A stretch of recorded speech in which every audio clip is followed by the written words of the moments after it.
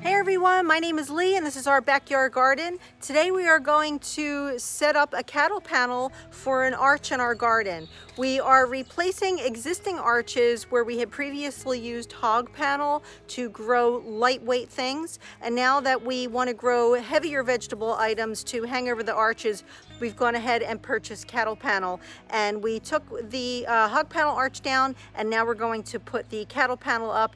We're going to show you what tool we use to attach the clips to the T-post. The T-posts are already in place, but we're going to give you a quick demonstration of how it would get tamped, and then we're going to pull the panel in place and show you what it is that we do to secure it. All right, you guys, our T-posts were already in place, but Farmer John here has that T-post tamper that we were showing you. You simply want to lift it up and you line it up to the top of your post, and you give it a couple good whacks.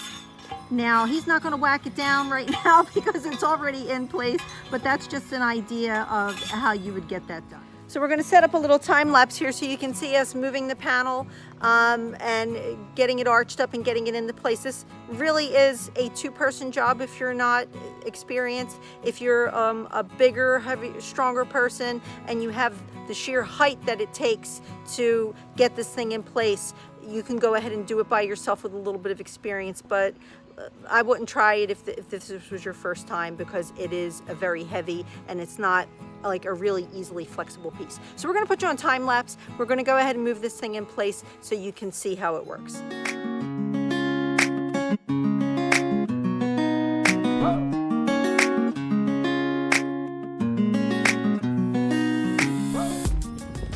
All right, you guys, so we probably made that look easy. What you want to do at this point is make sure that you have your T-post centered in. So right now it looks like I have 1, 2, 3 squares exposed. The T-post is there. It's going to make it easier to secure it. And then 1, 2, 3 squares exposed. Now, really theoretically, we can probably scoot this over a little bit more so that we can make sure that we have the even spacing for clips. And I'll show you why that makes sense.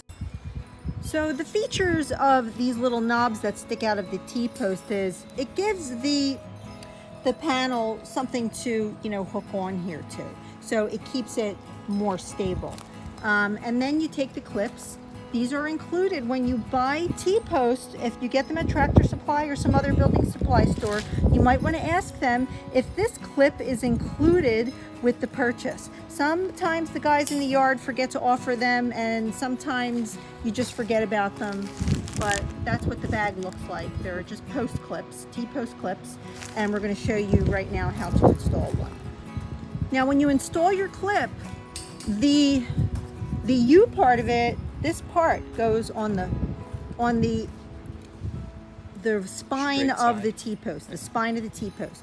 So it fits on this way so that this part of the clip is up against that. And then your little hooks there are going to go through it and grab on. You see, it's easier to start with the long side, and you'll notice that these clips have a long side and a short side.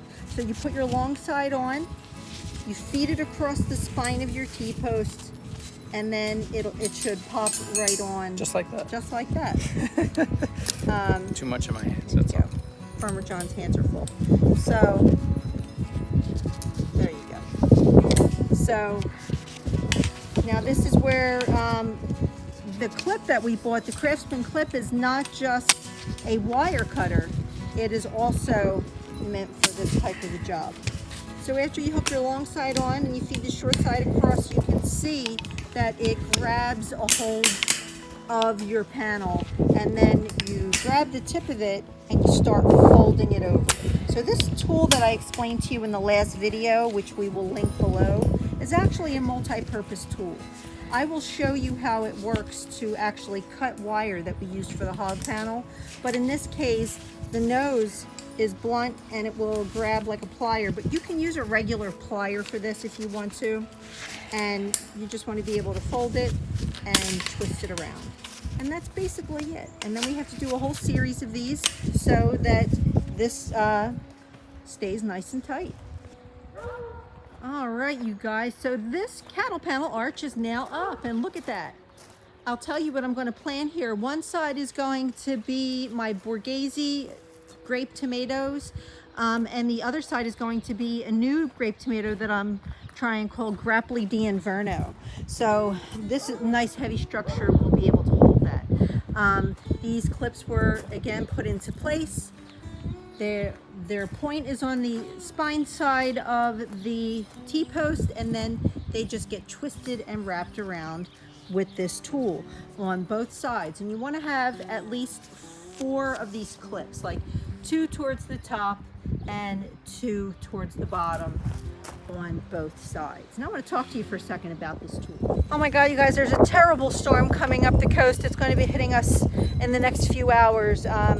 I was mentioning this in the last video. So it's so important now with climate change, if you're investing in your garden, that you have the proper structures to hold up your vegetables or whatever it is that you're planting. The wind is just going to have its way with everything now. So it's important more than ever that you do this. Now, I had mentioned that I was going to talk to you a little bit more about this tool, and I mentioned it in the last video, which I'm going to link below. I'm going to show you what it is that it actually does. It's a multi-purpose tool, and you can see that the nose here works as like a plier or a flat grip, and that was what Farmer John was using to grab a hold of the clips and just twist them around.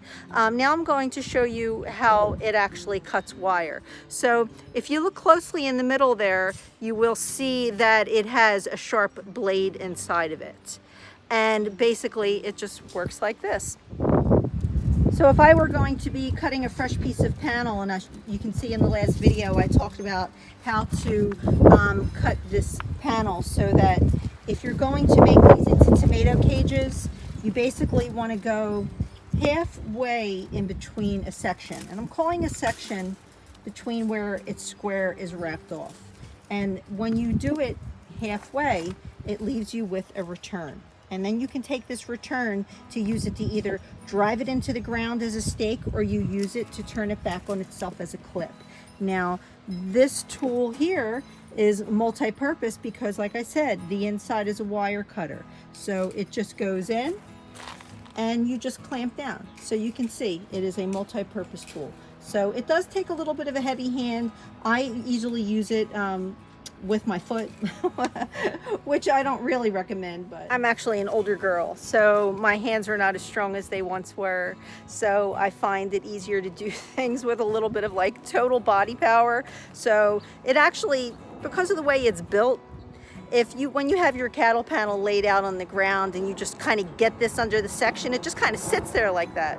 So I'll just get it lined up and I just slam my foot down on the handle of it, and it clips it in the sections that I find to be just too hard for my hands. So, but anyway, guys, that was just a quick idea of how to install an actual real cattle panel, what tools you're going to need, and just an idea of what it is that you can use them for. So we're going to move on to a few more projects. If you like this kind of content, please consider subscribing to our page. Hit the notification bell so you never miss an upload. And right now we're going to move on to the next project so we can make another video for you guys. I'll see you in the next video.